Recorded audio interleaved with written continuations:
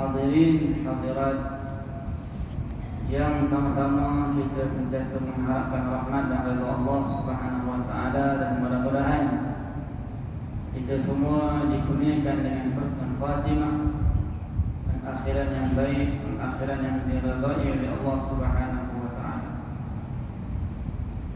Jadi insyaallah pada malam ini kita terus sama-sama bermuzakarah tentang beberapa hadis berkaitan dengan ilmu, kelebihan ilmu. Nabi sallallahu alaihi wasallam bersabda yang diriwayatkan daripada Abu Sa'id Al-Khudri radhiyallahu anhu qala Rasulullah sallallahu alaihi wasallam la yashba'al mu'minu min khairin yasma'ahu hatta yakuna muntahahu al-jannah. Nabi sallallahu alaihi wasallam bersabda, orang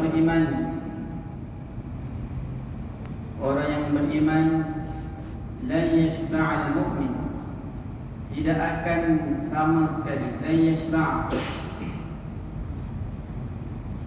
tidak sama sekali akan merasa kenyang. Dia akan merasai kekenangan min khairin, daripada sebarang kebaikan, yasma'ahu, yang dia dengar, hatta yakuna muntahahul jannah, sehingga penghujung akhiratnya ialah syurga Allah Subhanahu wa taala. Jadi bila kita dengar hadis ini, maka kita boleh cek, kita boleh periksa diri masing-masing.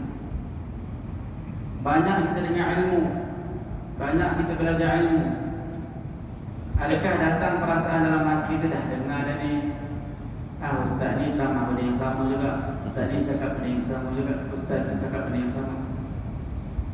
Maka Nabi SAW beritahu kepada penuntut ilmu, kepada kita semua orang beriman, bila mana dalam hati kita tak pernah rasa kenyang, semalam dah dengar, hari ini dengar lagi,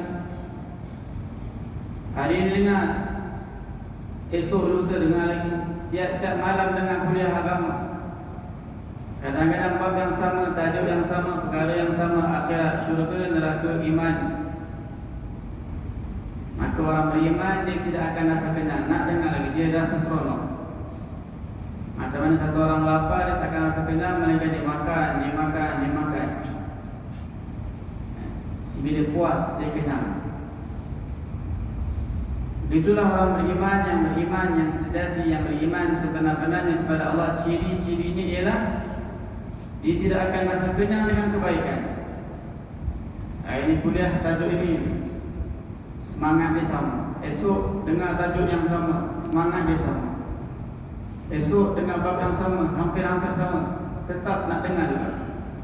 Sehingga dah apa yang Nabi SAW bersabda, hatta yakuna muntahahul jannah, sehingga pengakhirannya adalah syurga. Maknanya dia nak dapat syurga Allah Subhanahu wa taala tu, dia terus duduk dalam kuliah, dia terus duduk dalam majlis ilmu, tak pernah rasa jemu, tak pernah rasa puas, tak pernah rasa boring. Tapi bila kita duduk dalam majlis ilmu, ada perasaan jemu, ada perasaan boring, cepat-cepat kita istighfar, cepat-cepat kita istighfar. Jadi Nabi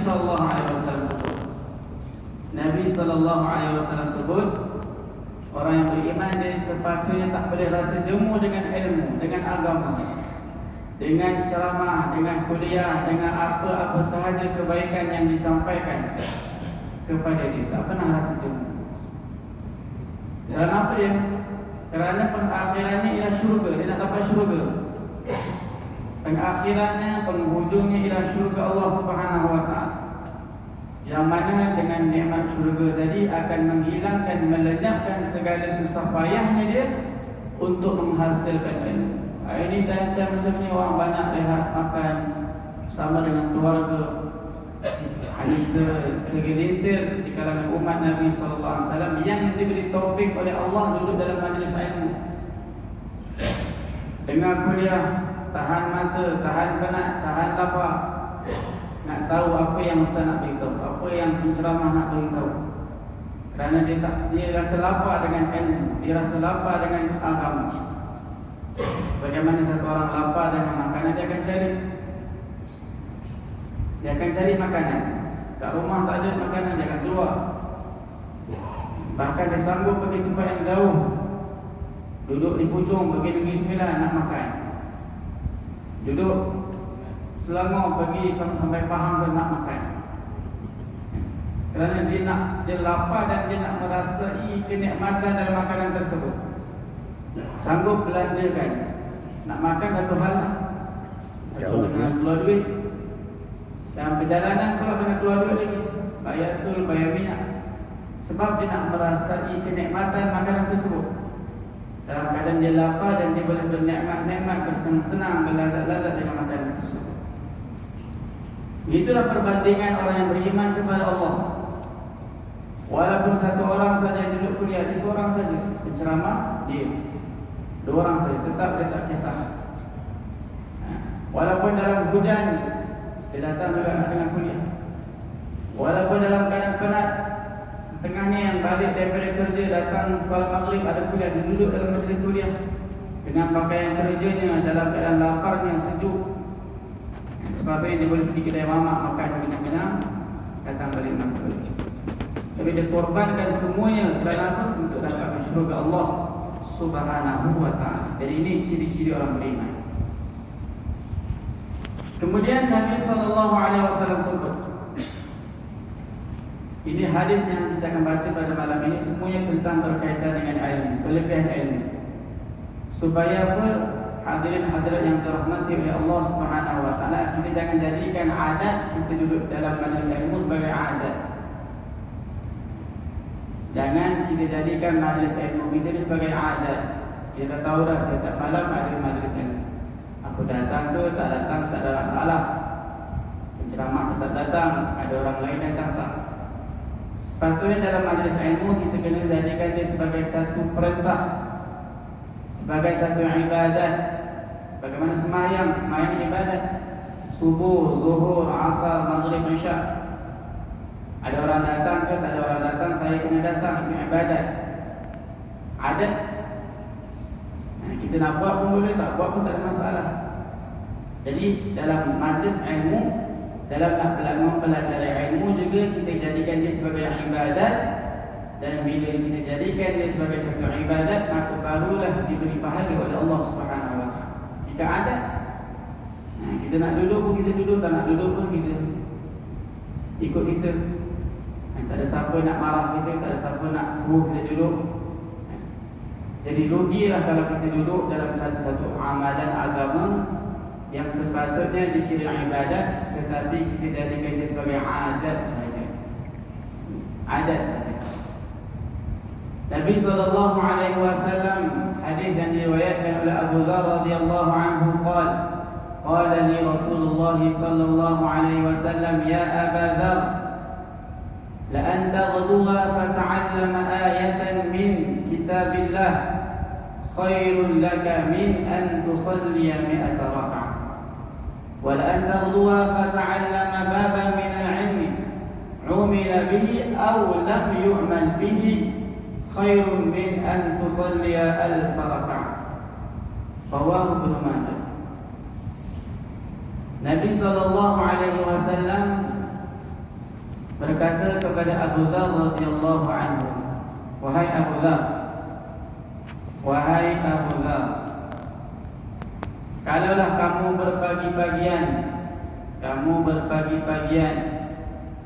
keluar daripada rumah kamu pada waktu pagi, fata'allama ayatan min kitabillah, kamu belajar satu ayat daripada kitab Allah. Satu ayat saja. Jadi ibu-ibu hadirat muslimat, masya-Allah, muslimin begitu juga, yang keluar daripada rumah datang ke masjid, duduk dalam kuliah mengaji Al-Quran, maka mendengar berita gembira daripada Nabi SAW. Kamu belajar satu ayat sahaja daripada kitab Allah. Saya yakin Ibu-ibu Masya Allah bukan satu ayat, mungkin satu muka, mungkin satu juzuk belajar Al-Quran. Maka Nabi SAW bersabda, khairun min an tusalliya mi'ata raka'ah. Lebih baik bagi kamu bahawa kamu sembahyang solat sunat 100 rakaat. Satu ayat saja keluar daripada rumah pada waktu pagi. Sebab itu muslimin begitu juga. Mungkin ada tadarus Al-Quran selepas, baik saja selepas solat subuh, maka dah niat dah daripada rumah, aku nak sembahyang subuh, aku nak belajar Al-Quran. Jangan niat nak sembahyang subuh tu, niat daripada rumah nak sembahyang subuh, nak tolong orang, nak sedekah di masjid, nak infak, nak apa-apa amalan di masjid, dan nak belajar Al-Quran. Maka berpaginya kamu belajar satu ayat, bahkan mungkin ratusan ayat kamu mempelajarinya. Nabi sebut satu ayat saja lebih baik daripada kamu sembahyang 100 rakaat. Ini siapa di kalangan kita, Masya Allah, satu hari dari pagi sampai subuh 100 rakaat? Enggak ada, Insya Allah. Termasuklah saya tadi 100 rakaat, Masya Allah. Kita 20 rakaat. Sembahyang tarawih pun dah jadi isu. 20 ke 8? 20 ke 8? Ini lagi nak sembahyang 100 rakaat, Masya Allah. Sembahyang tarawih nak sembahyang 20 ke 8? Kita tunggu ni bulan Ramadan. Hingga beberapa bulan saja. Nak 20 ke nak 8? Depan 8 boleh. Di depan, di belakang boleh belakang. Mungkin kot saja. Jadi Nabi sebut, walaupun dah berumur, tak larat lutut kalau nak berdiri, nak sembahyang, tak larat.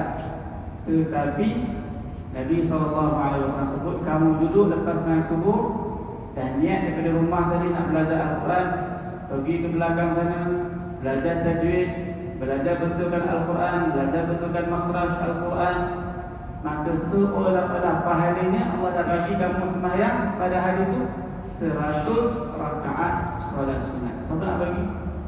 Bila Allah Subhanahu wa taala yang Maha Karim, yang Maha Penyayang, yang Maha Pemurah, satu ayat Allah bagi dengan 100 rakaat pahala.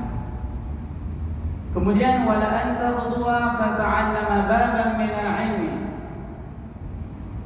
umila bihi aw lam yu'mal bihi aw lam yu'mal khairu min an tusalli 1000 raka'ah. Kemudian Nabi SAW sebut lagi. Jadi banyak hadis ni terlihat, khususnya di masjid ini, ibu-ibu yang dapat, Masya Allah, para muslimat yang dapat, para muslimin Insya Allah boleh diusahakan. Kamu keluar berpagi-pagi belajar satu bab daripada ilmu. Kita diberitahu muslimat seawal paginya baca Al-Quran, tadarus Al-Quran, betulkan Al-Quran, kemudian disambung lagi dengan pengajian. Masya Allah, ada ustaz-ustaz yang bagi kuliah, yang bagi nasihat-nasihat agama untuk para ibu. Masya Allah, kalau hari itu belajar satu bab daripada ilmu, umila bihi, yang mana sama ada bab tersebut, ilmu tersebut, kamu amalkan ilmu tersebut, aw lam yu'mal, ataupun kamu masih belum mampu untuk mengamalkannya, khairun, adalah lebih baik bahawa kamu sembahyang 1000 rakaat solat sunat.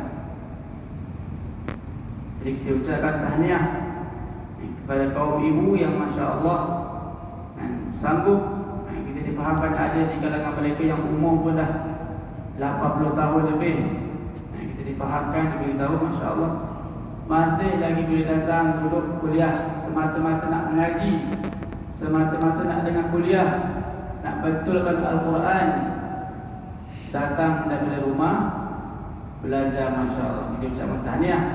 Semoga kesusahan, kepayahan Allah gantikan dengan kesenangan yang berkekalan di akhirat nanti di dalam syurga.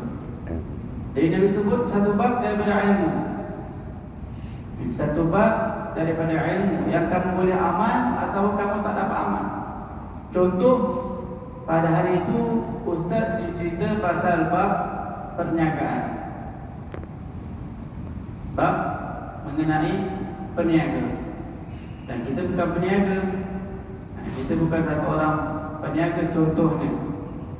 Ataupun kita ustaz itu ceramah bagi kuliah mengenai umrah, mengenai bab haji contohnya. Dan kita pun tak ada kemampuan nak pergi haji, tak ada kemampuan nak pergi umrah.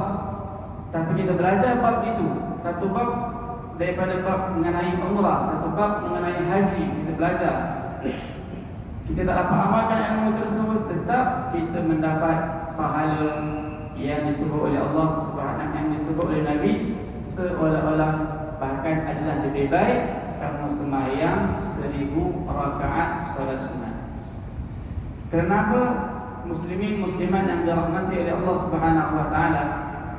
Kenapa ilmu ini menyebabkan seseorang itu darjatnya menjadi besar, menjadi tinggi, menjadi bernilai di sisi Allah Subhanahu wa taala? Kerana tanpa seseorang itu dipandu dengan ilmu, tanpa seseorang itu dipandu dengan syariat yang betul, yang sempurna, maka bagaimana mungkin dia boleh mentaati perintah Allah Subhanahu wa taala?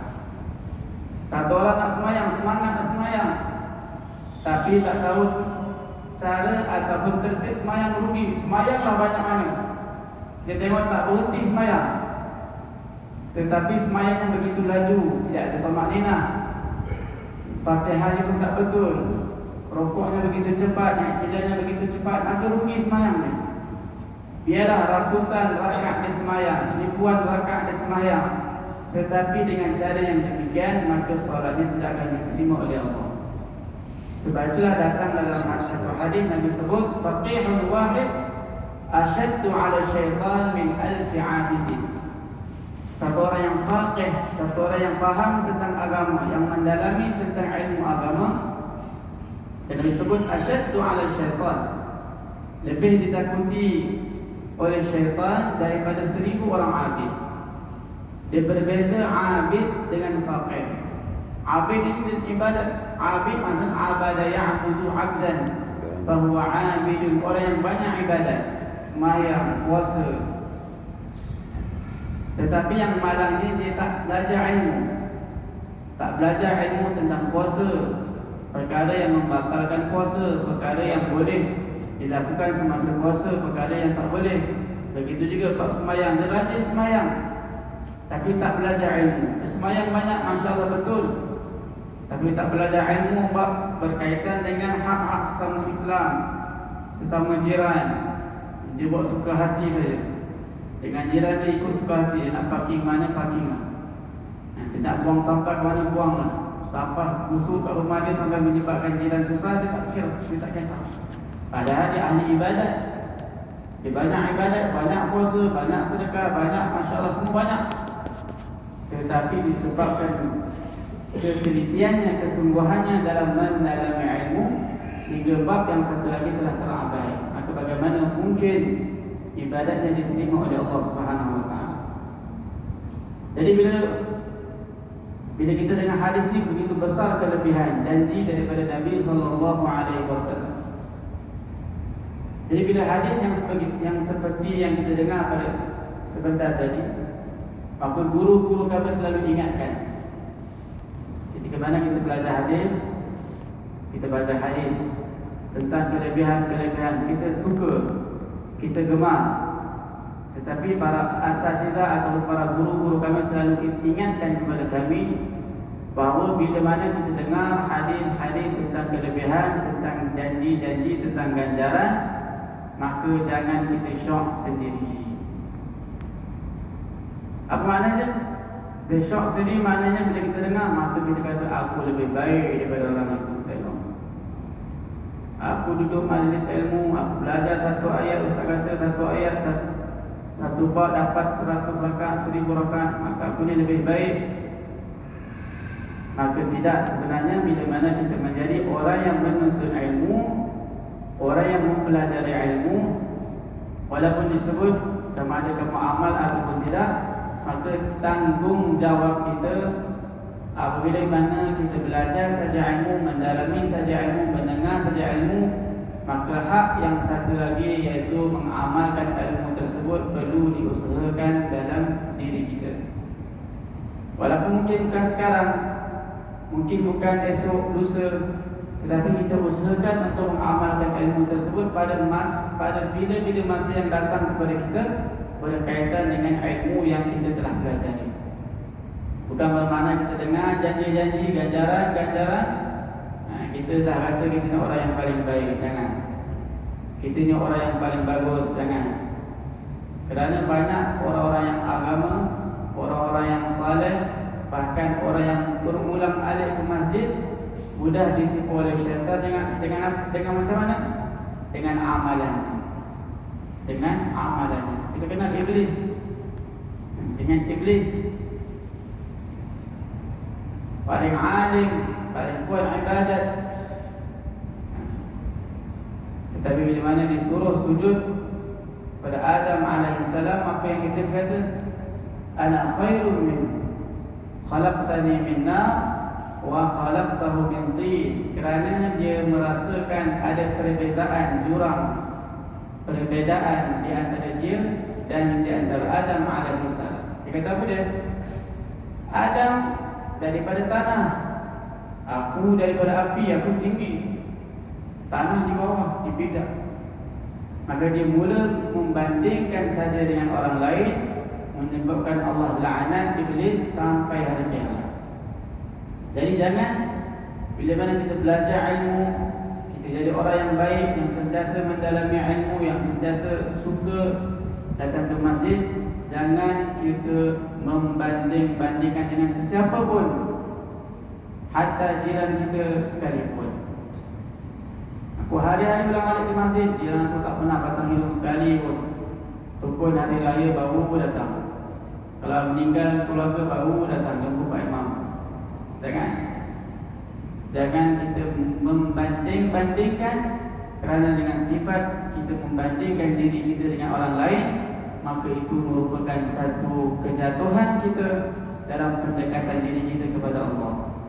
Nabi SAW diriwayatkan, man izdada ilman lam yazdad hudan wa lam yazdad minallahi illa bu'dan. Kita lihat riwayat baru Nabi SAW sebut, man izdada ilman, siapa yang bertambah ilmu. Saban hari kita duduk dalam kuliah ilmu, di masjid kita dengar kuliah, di radio kita dengar kuliah, di televisyen kita dengar kuliah. Lam yazdad hudan, Nabi sebut tak bertambah hidayah, tak bertambah takut kepada Allah. Tapi yang bertambah, apalah jiran aku ni, semayang bertambah, itu yang bertambah. Tak bertambah takut dia kepada Allah, tak bertambah harap dia kepada Allah, tak bertambah takwa dia kepada Allah. Walam yazdad hudan, man izdada ilman lam yazdad hudan walam yazdad minallahi illa bu'dan. Hakikatnya tidak bertambah apa pun daripada ilmu yang dia pelajari, melainkan dia jauh daripada Allah. Makin jauh waliya'udzubillah. Sebagaimana iblis tadi, bagaimana iblis laknatullahi alaih. Jadi sebab itu semua perkara kita kena berpandukan dengan ilmu. Bila kita buat satu perkara dengan ilmu, maka kita akan faham. Khairul umur awsatuha. Nabi sebut dalam hadis, sebaik-baik perkara ialah yang pertengahan. Yang pertengahan. Jadi sekarang masya-Allah, di mana-mana kita dapat macam-macam hal sekarang. Masing-masing aktif terlebih, yang bawah sangat pun ada. Jadi jalan yang terbaik ialah Nabi sebut khairul umur awsatuha. Jangan sebab satu orang itu tak buat ini, kita caci maki dia. Dengan sebab satu orang ni ditinggalkan ini, kita benci dia, kita caci dia, tak. Ini bukan ajaran Nabi SAW. Jalan yang terbaik ialah khairul umur awsatuha. Kita nak, silakan. Begitu ya dalam hadis kita belajar ilmu, kita dengar janji-janji Allah, jangan menyebabkan kita menjadi lebih sombong, menjadi lebih sifat yang tak baik dalam diri kita. Hadis yang seterusnya Nabi SAW yang diriwayatkan oleh Abu Hurairah radhiyallahu anhu qala sami'tu Rasulullah sallallahu alaihi wasallam yaqul man jaa masjidi hadha lam ya'tihi illa li khairin yata'allamu aw yu'allimu fahuwa bimanzilatil mujahidi fi sabilillah wa man jaa li ghairi dhalik fahuwa bimanzilatir rajuli yanzuru ila mata'i ghairihi.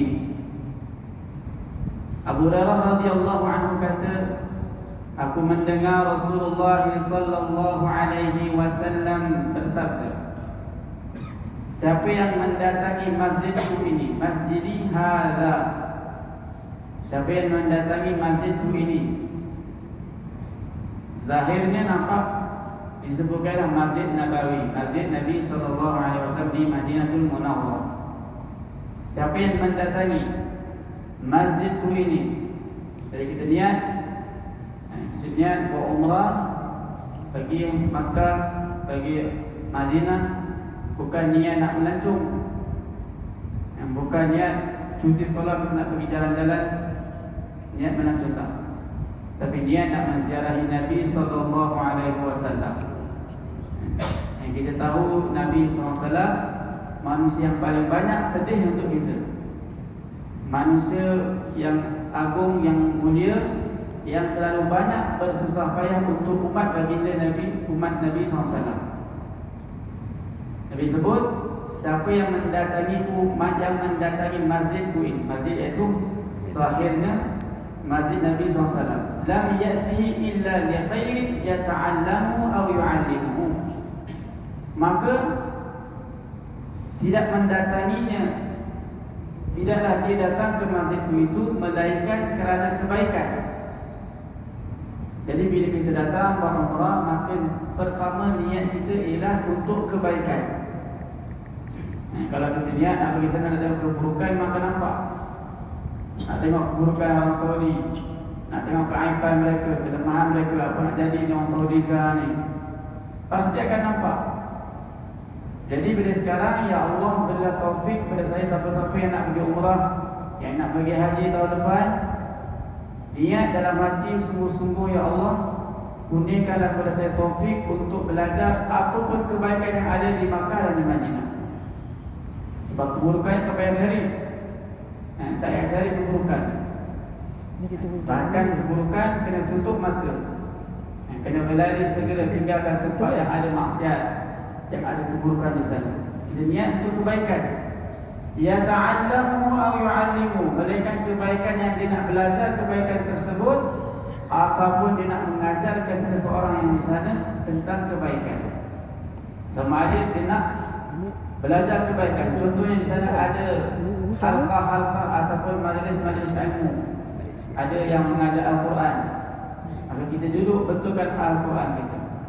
Ada syekh yang duduk dekat tiang-tiang tu, yang ditunggu datang, tunggu orang datang, betulkan Al-Quran. Kita datang sana, betulkan Al-Quran kita. Kalau kita nak duduk majlis-majlis sebab maghrib tu majlis kuliah, kita tak faham lah kan. Kalau ada muktawih yang boleh translate kat kita, bagus kalau kita duduk. Banyak faedah yang diterangkan oleh syekh-syekh di sana. Jadi, satu, kita nak belajar ilmu di sana. Dari segi adabnya, dari segi akhlaknya, dari segi kebaikan yang ada di sana, kita nak belajar. Au yu'allimu, ataupun kita nak mengajar orang yang kita tengok tak berapa nak baik ibadatnya, yang mungkin negara mereka tidak ada pengurusan sebagaimana negara kita. Yang negara kita syukur, Masya Allah, ada kursusnya, ada jemaahnya. Ada setengah negara yang pergi sendiri, Masya Allah, pergi sendiri, kursus pun tak ada, apa pun tak ada. Jadi kita yang Masya Allah dah duduk kursus sampai berbelas-belas minggu, maka kita ajarkan kebaikan tersebut, ajarkan kebaikan yang kita dengar kepada orang lain. Maka Nabi sallallahu alaihi wasallam sebut, bahwa bimanzilatil mujahidi fi sabilillah, maka dia ni sama dengan orang yang sedang berjihad di jalan Allah. Orang Palestin sedang berjihad dengan Zionis, mereka gugur syahid, mendapat syahid di jalan Allah. Maka orang yang seperti ini, yang menziarahi masjid Nabi SAW dengan niat yang tulus, dengan niat yang ikhlas, nak dapatkan kebaikan, maka Nabi SAW beritahu dia juga seperti orang yang sedang berjihad di jalan Allah. Wa man jaa li ghairi zalik, siapa yang datang kerana selain daripada demikian. Dia datang bukan nak belajar pun, saja-saja nak pergi, orang pergi, saya pun pergilah. Dia orang kata pula ni duit banyak tapi tak pergi umrah, duit banyak tapi tak pergi haji. Dia orang kata kena pula, pergi je lah. Sekarang ni semua orang pergi umrah, kita pun pergi umrah ramai-ramai. Sebab apa pergi? Tak tahu. Orang ajak pergi lah. Maka Nabi SAW sebut, wa man jaa li ghairi zalik, siapa yang datang kerana selain daripada demikian itu, bukan kerana kebaikan, sama ada nak belajar kebaikan tersebut atau nak mengajarkannya kepada orang lain, fahuwa bimanzilatir rajuli yanzuru ila mata'in, seperti seorang lelaki yang melihat kepada barang-barang orang lain. Kita pergi kedai emas, kita tengok je barang emas, kita tengok saja barang-barang orang lain, kita rugi. Sedangkan kita mampu berkemampuan untuk mendapatkan perkara tersebut, emas tersebut, harta tersebut kita ada, tetapi kita hanya melihat melihat dan memandang sahaja, maka tidak akan berhasil apa-apa kebaikan. Maka sebab itulah kita katakan pergi balik sama saja, dia pergi balik sama, tak ada perubahan. Maka oleh itu saya ingatkan diri saya, bila kita ada kesempatan dan taufik daripada Allah, maka inilah niat kita. Niat kita melaksanakan umrah, niat kita melaksanakan haji yang pertama untuk dapatkan kebaikan. Memang nak dapatkan kebaikan bukan senang. Kalau haji itu Masya Allah susah. Maka bila mana keluar saja daripada mula kita perkara yang tak baik, maka Nabi SAW sebut seperti kita melihat barang orang lain, tak dapat apa-apa, pahala pun tak dapat. Takut-takut tempat yang baik, sepertinya dapat rahmat, dapat maghfirah, dapat redha. Takut-takut kita dilaknat oleh Allah Subhanahu Wa Taala kerana tak jaga mulut kita. Kita tak tahan dengan susah walaupun sedikit. Aircon tak ada, apa ni, aircon tak ada, bas panas, bas rosak, apa ni, mukawim tak reti, mukawim ni, macam-macam lakukan. Jadi bila mana perkara-perkara tersebut kita tak sanggup, kesusahan-kesusahan tersebut kita tak sanggup alami, maka bagaimana mungkin kita boleh mendapat syurga Allah Subhanahu Wa Taala, yang mana syurga itu akan dihasilkan melalui kesusahan dan kepayahan. Jadi itu saja, Masya Allah. Jadi dalam hadis kitab ini disebutkan bahawa walaupun zahir masjid itu Masjid Nabawi, tetapi musannif kita ini menuliskan bahawa semua masjid, bahawa keterangan yang disebutkan dalam hadis di atas ialah tentang semua masjid, kerana semua masjid ialah ikutan kepada masjid Nabi SAW. Sebab itulah masjid kita, bahkan seluruh masjid-masjid yang ada selain daripada Masjid Nabawi, perlu kita jadikan seperti mana Masjid Nabi SAW. Di Masjid Nabi ada majlis ilmu, di masjid Nabi ada majlis dakwah, di Masjid Nabi SAW ada orang yang berkhidmat. Kita lihat ratusan orang berkhidmat di Masjid Nabi SAW, baik tausiahnya, baik orang biasanya pun berkhidmat. Duduk saja hidang safra, duduk saja sampai air, macam-macam mereka khidmat. Jadi di antara Masjid Nabi SAW